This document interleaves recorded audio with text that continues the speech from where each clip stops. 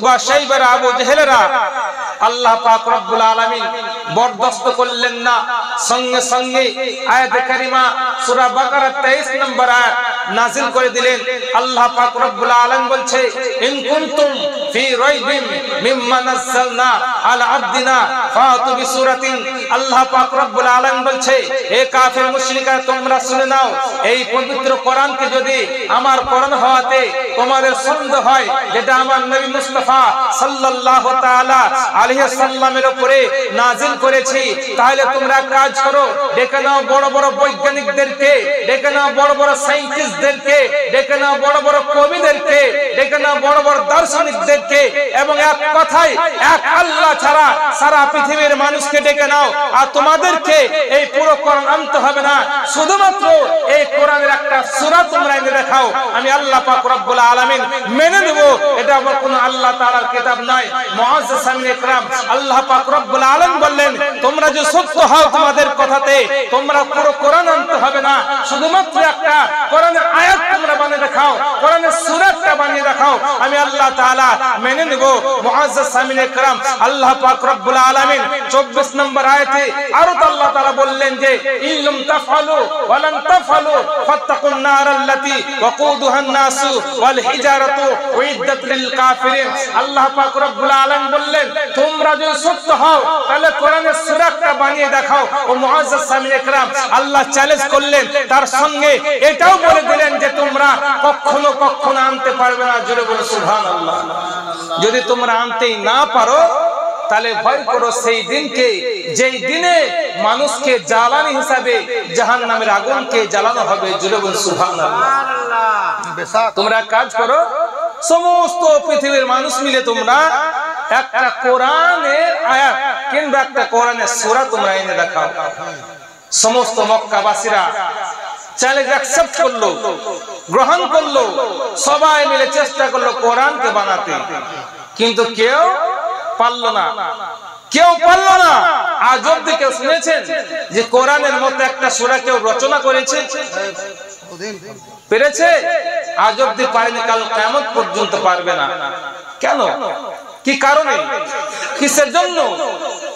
মানুষ যেটা বানায়, মানুষ যেটা আবিষ্কার করে, সেই জিনিসটাই অপর মানুষ আবিষ্কার করার ক্ষমতা রাখে।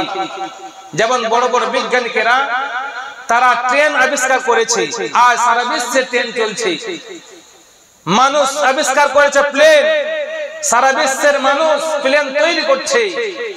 মানুষ আবিষ্কার করেছে ইন্টারনেট কিংবা মোবাইল, সারা বিশ্ব সেই মোবাইল এবং ইন্টারনেট চালাচ্ছে, তৈরি করছে। মানুষ তৈরি করেছে আপনার এমনই একটা প্লেন কিংবা একটা যন্ত্র, যার সাহায্যে মানুষ চলে যাচ্ছে আসমানে।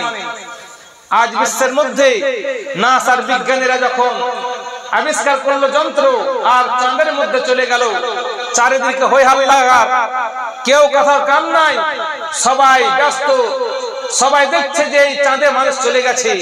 মুআজ্জাজ সামিনে ইকরাম, তো বলতেছিলাম যে মানুষ যে জিনিসটা আবিষ্কার করে, অপর মানুষ সেটার কিন্তু করার, আবিষ্কার করার ক্ষমতা রাখে, কিন্তু আল্লাহ তাআলা যেটা বানায়, আল্লাহ তাআলা যেটা তৈরি করে, সেটা মানুষের কিন্তু ক্ষমতা নাই। জোরে বলুন সুবহানাল্লাহ। কেন? ও মুআজ্জাজ সামিনে ইকরাম, আল্লাহ পাক রব্বুল আলামিন জমিন তৈরি করেছেন, সারা পৃথিবীর কোন মানুষের সাধ্য নাই যে জমিন তৈরি করতে পারে।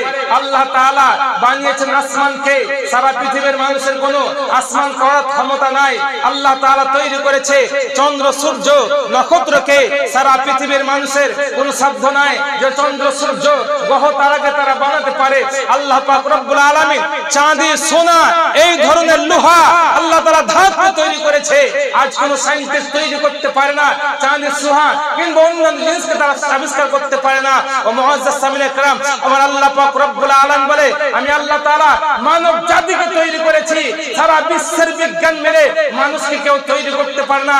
মানুষ তো দূরে থাক, আসমান তো দূরে থাক, তোমরা সবাই মিলে যদি ছোট্ট একটা জীব, যাকে আমরা পিঁপড়া বলি, এই পিঁপড়া তোমরা বানাই দেখাও। পেরেছে? কেউ পারে নাই। আল্লাহ তাআলা তাই বলেন যে আমি যে জিনিসটা তৈরি করি, আমি যে জিনিসটা রচনা করি, আমি আল্লাহ তাআলা যে জিনিসটা বানাই মানুষের দ্বারা সম্ভব নয়, অসম্ভব। সেই রকম ভাবে আমি আল্লাহ পাক রব্বুল আলামিন কোরআনকে বানিয়েছি, আমি আল্লাহ তাআলা কোরআনকে রচনা করেছি, আমি আল্লাহ তাআলা কোরআনকে তৈরি করেছি। অতএব এই কোরআন হচ্ছে আমার তৈরি করা জিনিস, তোমাদের দ্বারাই কোরআনের মতো আনা সম্ভব নয়। জোরে বলো সুবহানাল্লাহ। মানুষ কেন পারে না? কোরআনের মতো একটা সূরা আল্লাহ তাআলা বলে দিলেন তোমরা কখনো পারবে না। কেন? যেটা আমি আল্লাহ তাআলা নিজেই বানিয়েছি, যেটা তোমাদের ক্ষমতা নাই যে তোমরা কোরআন বানাতে পারো। বিরাদার মিল্লাত ইসলামিয়া, আল্লাহ পাক রব্বুল আলামিনের সেই পবিত্র কোরআন থেকে আমি পড়েছিলাম লাকাদ কানা ফি কাসাসিহিম ইবরাতুন লিউলিল আলবাব। আল্লাহ তাআলা পবিত্র কোরআনকে যদি আমরা দেখি তো তিন ভাগে বিভক্ত করা যায়। এক ভাগ শুধুমাত্র আল্লাহ তাআলা তিনি যে তিনার কি সিফাত সেই সম্পর্কে আলোচনা করেছেন। আর এক ভাগে কোনটা হালাল, কোনটা হারাম, কোনটা জায়েজ নাজায়েজ আহকাম, যাকে হুকুম বলা হয় আদেশ করা, শুধুমাত্র আদেশ করেছেন।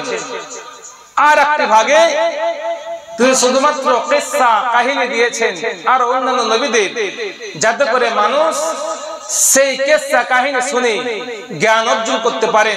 তাই আল্লাহ পাক রব্বুল আলামিন বললেন লাকাদ কানা ফি কাসাসিহিম ইবরাতুন লিউলিল আলবাব। আল্লাহ পাক রব্বুল আলামিন বলেন তাহকিকে নিঃসন্দেহে কিসসা কাহিনীতে জ্ঞান রয়েছে, নসিহত রয়েছে যারা জ্ঞান অর্জনকারী। আমরা যদি পবিত্র কোরআন খুলতে যাই তো বহু নবীর ঘটনা। হযরত মূসা আলাইহিস সালাম একজন নবী ছিলেন। ঈসা আলাইহিস সালাম,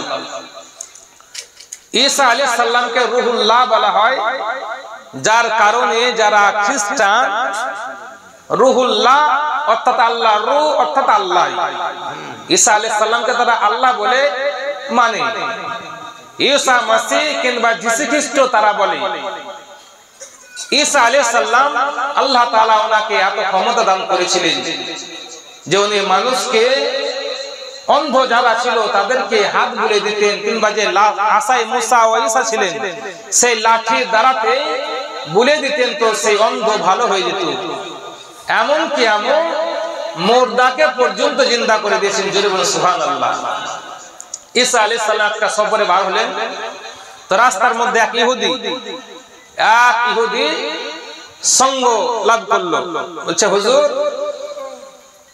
আপনি মুসাফির, তো কোথায় যাবেন? অমুক জায়গায় যাব, তা আপনার সঙ্গে তাহলে আমিও যাই, আমি মুসাফির। বলে ঠিক আছে চলো। হযরত মূসা ঈসা আলাইহিস সালাম এবং সেই ইহুদি দুইজনে চলতে আরম্ভ করে দিল। বহু দূর চলে যায়। যাওয়ার পরে হযরত ঈসা আলাইহিস সালাম বলছে ভুখ লেগেছে, এই সারা দিন চললে তো চলবে না, কিছু খেতে তো হবে। মুআজ্জাজ সামিন ইকরাম, হযরত ঈসা আলাইহিস সালাম বলছেন কিছু খেতে হবে। সারা দিন চলে চলে আমরা তো একটু দুর্বল হয়ে পড়েছি, চলে একটু গাছতলায় বসে আরাম করি এবং কিছু খাওয়া দাওয়া করি। হযরত ঈসা আলাইহিস সালাম বলছেন খাবার একসঙ্গে চলো আমরা খেয়ে নাই। এই বলে হযরত ঈসা আলাইহিস সালাম তিনি নিজের থৈলি থেকে, ব্যাগ থেকে তিনি একখানা রুটি বার করলেন। সেই মুসাফিরকে বলছে ভাই তোমার কাছে কি আছে? বলে আমার কাছে তো একখানাই রুটি আছে। ইহুদি যার কাছে ছিল দুইখানা রুটি, বলছে আর কাছে বলে তো খুব ফেঁসে গেলাম, ওর কাছে একখানা রুটি আর আমার কাছে দুইখানা রুটি, আমি তো ঠকে যাবো। এক কাজ করে আমি মিথ্যা বলে দিই। আল্লাহ নবীর কাছে বলতেছিলেন দৌলত আলী সাহেব যে আল্লাহ নবী যারা হন ওনাদের কাছে কেউ ছুটি থাকে না, সবকিছু দেখতে পেয়েছেন যে ব্যাগে কি ভরা আছে। হযরত ঈসা আলাইহিস সালাম বলছেন ও ভাই তোমার কাছে কটা রুটি আছে? বলে আমার কাছে একটাই রুটি আছে। সব বুঝতে পারলেন, জানতে পারলেন। একটা একটা রুটি ওনারা খেয়ে নিলেন আর বলছেন যে ও ভাই মুসাফির শোনো, তোমার কাছে যে আরেকটা রুটি ছিল কোথায়? ও বলছে আমার কাছে আরেকটা রুটি ছিল। না না না, একটাই ছিল। কত মিথ্যুক দেখুন। মানুষ, আমরা মানুষ আশরাফুল মাখলুকাত, কিন্তু অনেক মানুষ আছে যারা এত মানে নিচে নেমে যায়, তখনই সে তাকিয়ে দেখে না, টাকার জন্য, সম্মানের জন্য, কিংবা বিভিন্ন ক্ষেত্রে প্রচন্ড নিচে নেমে যায়। বলছেন না, এই দেখি আমার কাছে তো একটা রুটি ছিল, দুটো ছিল না। মুআজ্জাজ সামিনে ইকরাম ও ভাইরা বন্ধুরা, হযরত ঈসা আলাইহিস সালাম কিছুই বললেন না, বলে চলো আমরা সফর করতে চলে। ও ভাইরা বন্ধুরা, দূর থেকে চলতে লাগলেন, দূর দূরান্ত চলে গেলেন। এমন অবস্থায় বহু দূর যাওয়ার পরে দেখছেন যে একটা মানুষ, সে চোখে দেখতে পায় না, সে চোখে দেখতে পায় না। হযরত ঈসা আলাইহিস সালাম কি করলেন, ওনার কাছে একটা আশা ছিল, ওনার কাছে একটা লাঠি ছিল, সেই লাঠি দ্বারাই সেই অন্ধ ব্যক্তিকে ঠিক করে দিল, অন্ধ ভালো হয়ে গেল। হযরত ঈসা আলাইহিস সালাম বলছে, ও আমার ভাই শুনো শুনো, সেই আল্লাহর ওয়াস্তা দিয়ে বলছি, সেই খোদা দিয়ে ওয়াস্তা দিয়ে বলছি, শুনুন, যার হুকুমে আমি এই অন্ধকে জীবিত আমি অন্ধকে ঠিক করে দিলাম, সেই খোদার ওয়াস্তা দিয়ে বলছি, তোমার কাছে যে আর একটা রুটি ছিল, ওই রুটিটা কোথায় গেল? মৃত্যুক বলছে, ধোঁকাবাজ, চিটিংবাজ বলছে, খোদার কসম বলছি আমার কাছে একটাই ছিল। মুআজ্জাজ সামিনে ইকরাম, হযরত ঈসা আলাইহিস সালাম সব জানতে পাচ্ছেন যে মিথ্যা কথা বলছে। বহু দূর চলে যান, আবার সফর শুরু হয়ে গেল। বহু দূর যাওয়ার পরে ওই ব্যক্তি চিন্তা করছে, লাঠির মধ্যে হয়তো জাদু আছে, যার দ্বারাতে সেই ব্যক্তি অন্ধকে ভালো করে দিচ্ছে। ও আমার ভাইরা বন্ধুরা, রাত্রে বেলায় যখন আরাম করতেছিলেন, সেই চিটিংবাজ ইহুদি কি করলো, হযরত ঈসা আলাইহিস সালামের লাঠিটাকে নিয়ে দিলাম চলা, লাঠি ধুবো না, লাঠিতেই সব হচ্ছে। রাত্রে বেলায় লাঠিটা চুলতে আরাম করেছে। বহুদূর যাওয়ার পরে একটা গ্রাম পেল, আর যাওয়ার পরে একটা গ্রামে কয়েকজন মানুষ দাঁড়িয়ে আছে। দেখছেন যে একটা মানুষকে কয়েকজন ব্যক্তি এসে ঘিরে আছে। বলে, কি হলো কি হলো, কিসের জন্য তোমরা এত ভিড় ভাট্টা লাগাচ্ছ? সেই ব্যক্তি লাঠি নিয়ে যাওয়ার পরে সেই জায়গায় পৌঁছে গেল। বলে, ভাই বলো না, আমাদের মধ্যে যে একজন হাকিম ছিল, তার অবস্থা ভালো না, একে ভালো করার জন্য আমরা এইরকম মানে চেষ্টা করছি, আর যেটুকু ভালো হবে আমরা খুব প্রচেষ্টা করছি। বলে, আর ওষুধ আমার কাছে আছে, চুরি করা লাঠি। যে লাঠি তো সব, লাঠি রে কিছু করবো। মুআজ্জাজ সামিনে ইকরাম, সেই ব্যক্তি কি করলো, ওই ব্যক্তি লাঠি দ্বারা বলছে, শোনো না, একে আমি ভালো করে দিতে পারবো, এমন কি এমন আমি মুর্দাকেও জিন্দা করতে পারবো। এই যখন কথা বলে দিল, ওই গোটা গ্রামের মানুষরা বলতো, তাহলে ভালো হয়ে যায়, তুমি যা করার করো, আমরা পুরো এলে গেলাম। মুআজ্জাজ সামিনে ইকরাম, ওই অসুস্থ ব্যক্তি পড়েছিল, এখন অবস্থায় সেই লাঠি দ্বারাই ধড়াম করে একবার মাথায় আঘাত করেছে। আর যেমন মারা তেমনি চোখ মুখ ফেলে দিয়ে বলছে, থরথর করতে লেগে আছে, আর সঙ্গে সঙ্গে ডেড। বলছে, হ্যাঁ কি বললা তুমি? বলছে, মারার লেগে তো মেরেছি, মরাকে চিন্তা করবো, ইয়া তো ভালো কথা দূরের কথা, মরাকে চিন্তা করবো। বলছে, তাই নাকি? ঠিক আছে। লোক তো সব বিচলিত, এইভাবে মানুষ মানে চোখের সামনে বেড়ে মারছে, কত রাগ উঠে, একটু ধৈর্য ধরে, যেহেতু ওকে জিন্দা করবি। বলছে, ঠিক আছে ভাই, এক কাজ করো, তুমি ঠিক করে দাও, একে ভালো করে দাও, জিন্দা করে দাও। এই বলে যখন তারা দাবি করলো, সেই ব্যক্তি কি করলো, কুম্বিজিনিল্লাহ বলে আর একটা বাড়ি, লাঠিতে আবা বাড়ি, একটা মেরে ফেললো, আবার কুম্বিজিনিল্লাহ বলে আর একটা বাড়ি, জিন্দা হবে। লাঠিতে কিছুই নাই, আল্লাহর নবীর মুজিজা ছিল, আল্লাহর নামে তিনি জিন্দা করতেন। ওমার ভাইরা বন্ধুরা, সেই ব্যক্তিরা বলে, ধরাকে মারাকে কে কোন দিক থেকে গুঁতেতে আরম্ভ করে বললে, এ ভাই শুনো শুনো, একইভাবে মারলে হবে না, একে আমরা ফাঁসির মধ্যে লটকিয়ে দিব, একে আমরা ফাঁসির মধ্যে চড়াবো। ওমার ভাইরা বন্ধুরা, সেই বন্ধুগণ সেই ব্যক্তিকে কি করলো, চোরাহের মধ্যে তাকে লটকে মারার জন্য প্রস্তুত হয়ে গেল। হযরত ঈসা আলাইহিস সালাম পৌঁছে গেলেন, আর পৌঁছে যাওয়ার পরে সমস্ত কিছু জিজ্ঞাসা করলেন, ভাই কি হলো? বলেন, এই ব্যক্তি আমাদের একটা মানুষকে বেড়ে মেরেছে, তাই তাকে আমরা ছাড়বো না, ফাঁসির মধ্যে লটকাবো। হযরত ঈসা আলাইহিস সালাম বলছেন, ইনি হলেন আমার মুসাফির সাথী, তাই তোমরা একে মেরো না। বলে তোমাদের যাকে মারা হয়েছে আমি তাকে জিন্দা করে দেব। বলে তাই নাকি?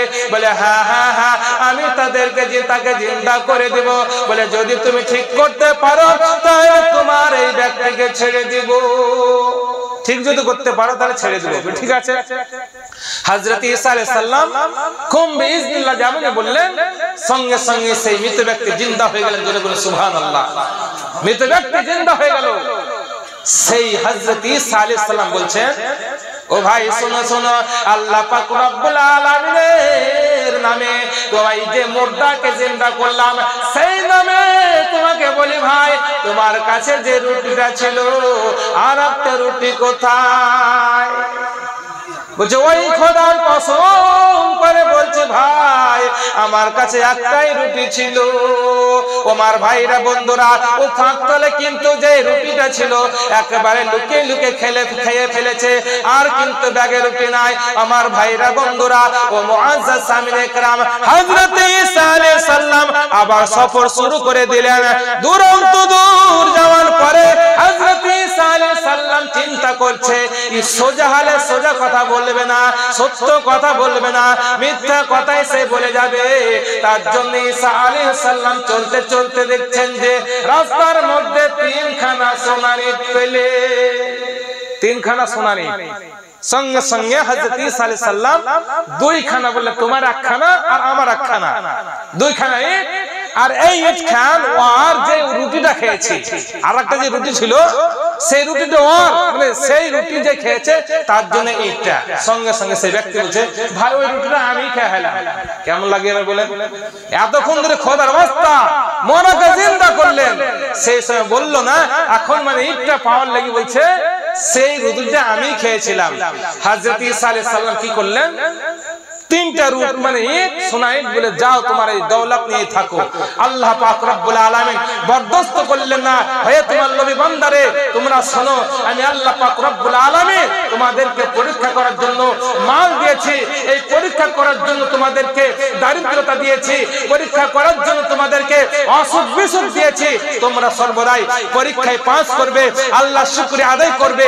আর যদি পরীক্ষায় ফেল হয়ে যাও তোমাদেরকে আমি জান্নাতে দেব না, জাহান্নামে দেব। আর যদি পরীক্ষায় পাস করে যাও তাহলে তোমাদেরকে আমি জান্নাতে দেব। আল্লাহ তাআলা কি করলেন?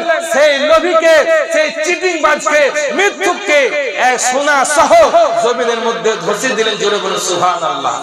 জমিনের মধ্যে ধসিয়ে দিলেন বলে তোকে আর পাওয়া যাবে না।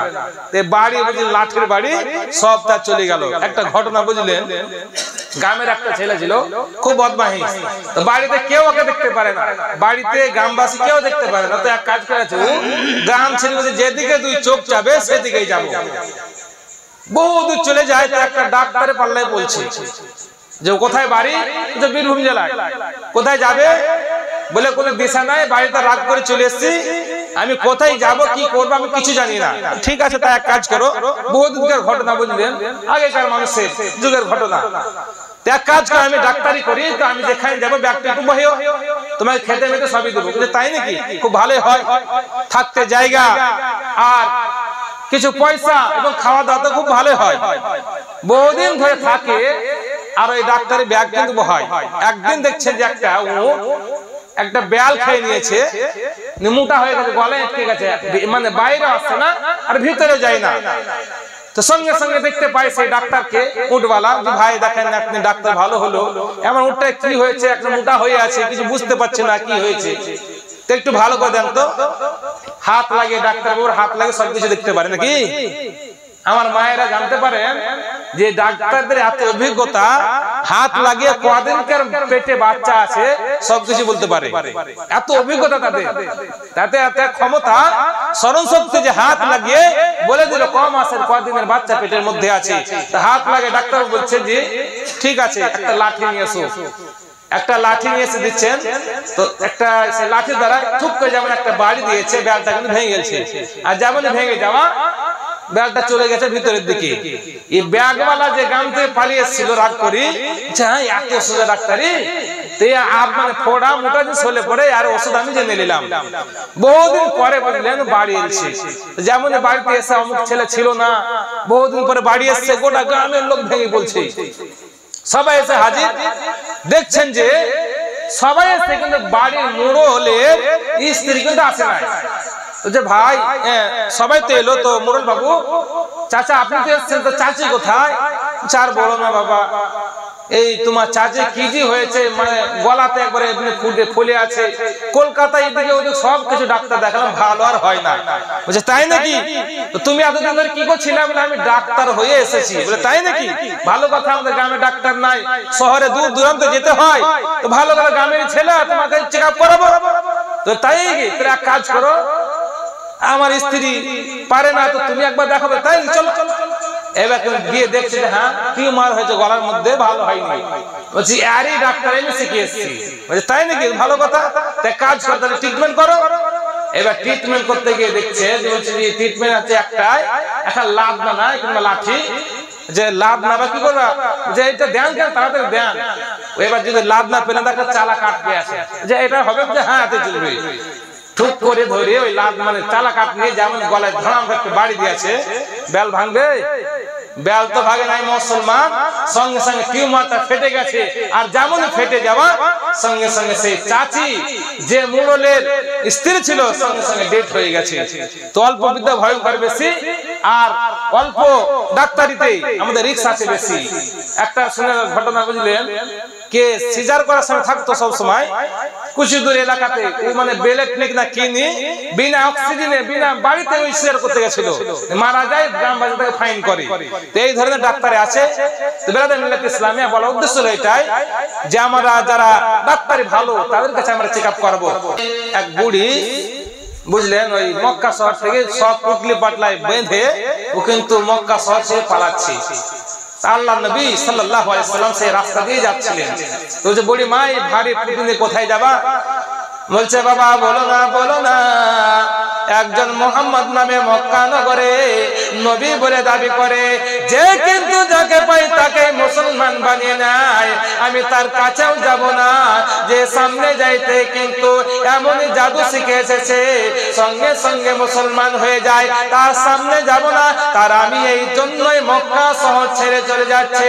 মুরাদের মিল্লাত ইসলামিয়া ও মুআজ্জাজ সামিন ইকরাম হযরত নবী পাক সাল্লাল্লাহু তাআলা আলাইহি ওয়াসাল্লাম, আমার নবী মুস্তাফা সাল্লাল্লাহু তাআলা আলাইহি সাল্লাম বলছেন, ও বুড়ি মা শোনো, তোমার এই পুটলিটাকে আমি পৌঁছে দিব, তুমি যত দূরে যাবে। আল্লাহ নবী সেই পুটলি নিয়ে সে চলতে লাগলেন। ওই রাস্তা ভরে চলে যায়, বহু দূর পর্যন্ত চলে যায়, মক্কা নগর ছেড়ে চলে গেল। রাস্তার মধ্যে অনেক গল্প হলো। আমার ভাইরা বন্ধুরা, ওই বুড়ি বলে শুনুন বাবা গো, আর আপনাকে যেতে হবে না, পুটলিটা আমাকে দিয়ে দাও, এইখানে তোমার সফর শুরু করে দাও। আর মুহাম্মদের ভয় এই জায়গায় নাই, এই মুহাম্মদ আসতে পারবে না। আমার ভাইরা বন্ধুরা ও মুআজ্জাজ সামিনে ইকরাম, ওই পুটলিটাকে আমার বিশ্ব নবী মুস্তাফা জনাবে আহমদ মুস্তাফা নবী মুহাম্মদুর রাসূলুল্লাহ সাল্লাল্লাহু তাআলা আলাইহি ওয়াসাল্লাম দিয়ে দিলেন। আর শেষ পর্যন্ত ওই বুড়িমা বলছে, এত ভালো মানুষ তুমি, আমার জন্য এত কষ্ট করলে, তোমার চাইতে ভালো মানুষ আমি সারা জিন্দেগিতে দেখি নাই। কে বাবা তুমি? তোমার নাম কি গো? বলে বুড়িমা শুনুন, যার ভয়েতে আপনি মক্কা শহর ছেড়ে আসছিলেন সেই মুহাম্মদ আমি। যেমনই বলা হয়েছে সঙ্গে সঙ্গে বুড়ি বলছে, ও বাবা শুনে নাও ইয়া রাসূলুল্লাহ, ইয়া হাবিবাল্লাহ, শুনে নিন, আমি আর সহ্য করতে পারছি না, আমি বিচলিত হয়ে পড়েছি। তোমার নামে আমি অনেক কিছু শুনেছি, আমি অনেক কিছু নেগেটিভ কথা শুনেছি। আমি আর সহ্য করতে পারছি না, আমি আর থাকতে পারছি না। এত ভালো নবী তুমি, এত ভালো মানুষ তুমি, আমি এখনই পড়তে চাই কালিমা তাইয়্যিবা লা ইলাহা ইল্লাল্লাহু মুহাম্মাদুর রাসূলুল্লাহ সাল্লাল্লাহু তাআলা আলাইহি ওয়াসাল্লাম। ওই বুড়িমা যার ভয়ে তিনি মক্কা শহর ছেড়ে চলতে বসেছিলেন সেই বুড়িমা আল্লাহর নবী বিশ্ব নবী মুস্তাফা সাল্লাল্লাহু তাআলা আলাইহি সাল্লামের আখলাক চরিত্র দেখে বিচলিত হয়ে আশিকে রাসূল হয়ে তিনি কলমা পড়ে মুসলমান হয়ে গেলেন। যারা বেধর্মী বুঝলেন দুশমনে ইসলাম, তারা বলে ইসলাম তো শুধু তলোয়ারের জোরে প্রচারিত করা হয়েছে। আমার ভাইরা বন্ধুরা, ইসলাম আল্লাহ পাক রব্বুল আলামিনের যে রহমতুল লিল আলামিন আমার নবী মুস্তাফা সাল্লাল্লাহু তাআলা আলাইহি সাল্লামকে করে পাঠানো হয়েছিল, ওনার আদর্শ দেখে ওনার চরিত্র দেখে মুসলমান হয়েছে। ইসলামের যুদ্ধ কখন হয়? যখন মক্কার কাফিরেরা মদিনায় চড়াই করে, সেই সময় আমার ইসলামকে জিন্দা করার জন্য, সাহাবীদেরকে বাঁচানোর জন্য আমার নবী মুস্তাফা সাল্লাল্লাহু তাআলা আলাইহি সাল্লাম মদিনার কয়েকজন মুসলমানকে বললেন, আমার মুসলমান ভাইরা তোমরা শোনো, ও সাহাবে کرامরা শোনো, আজ যদি তোমরা রুখে না দাঁড়াও তাহলে মক্কা থেকে যে সমস্ত কাফেররা মারার জন্য আসছে, যুদ্ধ করার জন্য আসছে, ইসলামকে নিস্ত নাবুদ করে দিবে, সবাইকে কেটে শেষ করে দিবে। তাই ইসলামকে জিন্দা করার জন্য, আত্মরক্ষা করার জন্য তোমরা তলোয়ারি ধরো, আত্মরক্ষা করার জন্য তলোয়ারি ধরো। বেরাদর মিল্লাতে ইসলামিয়া মেদিলান কুকুড়া কিংবা কই গ্রামের মানুষ আমরা কয়েকজন মিলে যদি কুকুড়িয়া যাই তাহলে মারার জন্য কিংবা ঝগড়া করার জন্য, তো গোটা এলাকার লোক কি বলবে যে কুকুড়ার লোককে মারার জন্য কই করে লোক গেছিল। আর ওরা যদি আসে তাহলে আমরা বলবো কুকুড়ার লোক কই করে লোককে মারার জন্য আসছিল। আল্লাহ রাসূল যদি তলোয়ারের দ্বারাতেই যুদ্ধ সৃষ্টি করলেন কিংবা ইসলাম প্রচার করলেন, তাহলে আল্লাহ নবী মদিনা থেকে যুদ্ধ করার জন্য মক্কায় যেতেন নাকি? যুদ্ধ তাই চাইছে, কিন্তু না, মক্কাবাসীরা বহু সৈন্য সামন্ত নিয়ে যখন মদিনার উপরে চড়াই করলো, মারার জন্য, হামলা করার জন্য প্রস্তুতি নিল, সেই সময় আমার বিশ্ব নবী মুস্তাফা সাল্লাল্লাহু তাআলা আলাইহি সাল্লাম ইসলামকে জিন্দা রাখার জন্য আর সাহাবীদেরকে জিন্দা রাখার জন্য, আত্মরক্ষার জন্য উনি যুদ্ধতে প্রস্তুতি নিয়েছিলেন। তা অনেক পরামর্শ হয়েছিল, পরামর্শে যখন তারা রাজি হলো না, শেষ পর্যন্ত শেষ বিচারে হচ্ছিল যুদ্ধ হবে। বেরাদর মিল্লাতে ইসলামে আল্লাহ নবী মুস্তাফা সাল্লাল্লাহু তাআলা আলাইহি সাল্লামের চরিত্র দেখে মুসলমান হয়েছে। আজ আমাদের সামনে যে পবিত্র কোরআন আছে, কোরআন এমন একটা জিনিস, যদি আপনারা মানে সহ পড়েন, সারা বিশ্বের মধ্যে যত বই আছে সবচাইতে যে বইটা তেলাওয়াত করা হয়, পড়া হয়, সেটা হচ্ছে পবিত্র কোরআন। জোরে বলুন সুবহানাল্লাহ। কিন্তু পড়ার পরেও আমরা মানে জানি না, আর বিনা মানে জানাতে পড়িয়ে। হযরত উমর ফারুক আযম মুসলমান কেমন করে হয়েছিল? একমাত্র কোরআনকে শুনে বুঝে।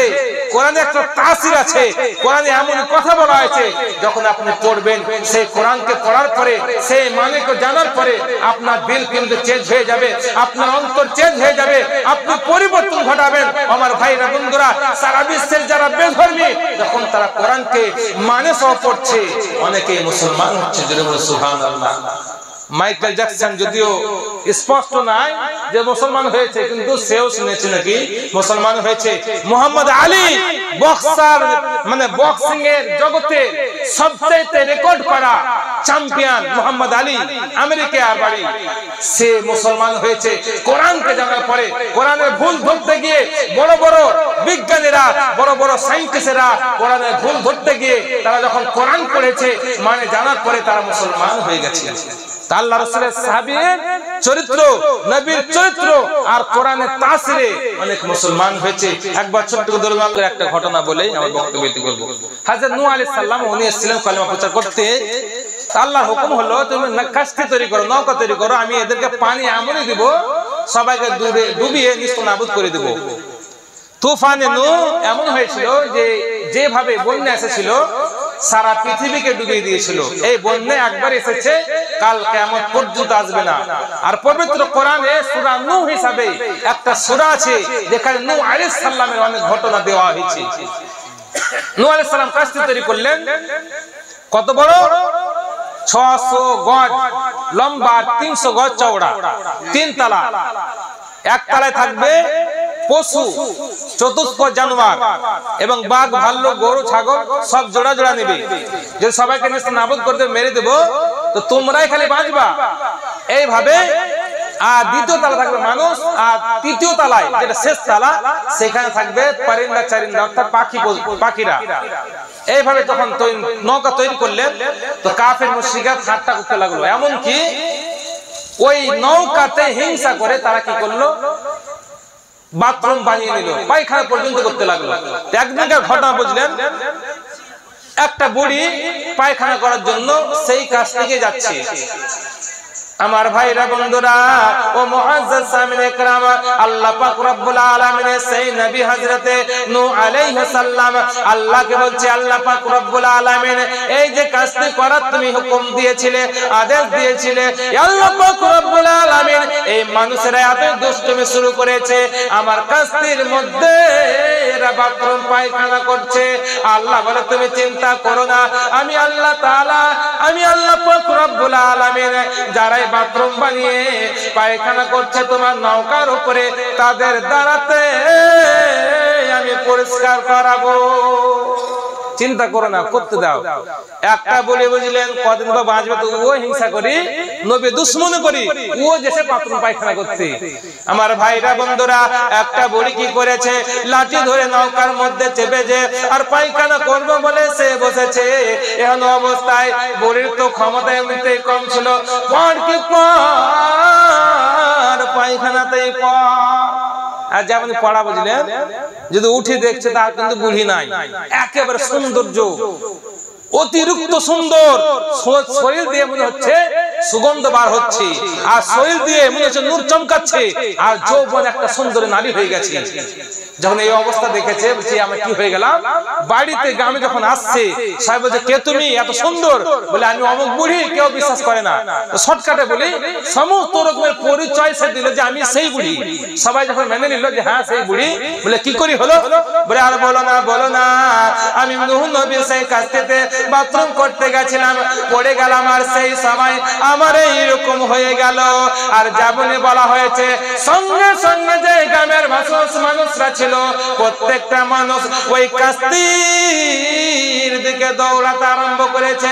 প্রত্যেকটা মানুষ কিন্তু ওই পায়খানার উপরে চাপাচাপ করে আর মাখে। সবাই মেখলে নাই, পানি ঢেলে পর্যন্ত গায়ে দিচ্ছে, যৌবন হবে, সুন্দর হবে। আল্লাহ বলে ও নূহ আমার পয়গম্বর তুমি শোনো, আমি তোমাকে বলেছিলাম যারা এই টয়লেট বানিয়েছে তাদেরকে আমি পরিষ্কার করাবো। মুআজ্জাজ সামিনে کرام প্রত্যেকেই কিন্তু ধুয়ে মুছে রেডি করে দিল, কেউ তো সুন্দর হলো না, আল্লাহ তাআলা তাদের দ্বারাই পরিষ্কার করে নিলে। বলা